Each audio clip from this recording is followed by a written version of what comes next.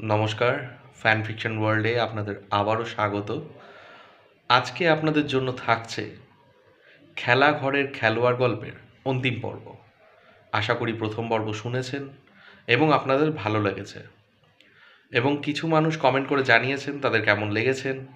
এবং এই শর্টস দেখার পর আমি এটা এক্সপেক্ট করব অ্যাটলিস্ট কিছু সংখ্যক শ্রোতা প্রথম পর্ব শুনুক, শুনে দ্বিতীয় পর্ব শুনুক বা অন্তিম পর্ব শুনুক, তখন ভালো লাগবে আরও গল্পটা।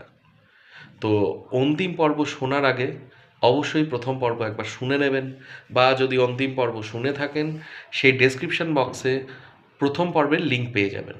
গল্পটি শুনে অবশ্যই জানাবেন কেমন লাগলো। তাহলে খুব শীঘ্রই দেখা হচ্ছে।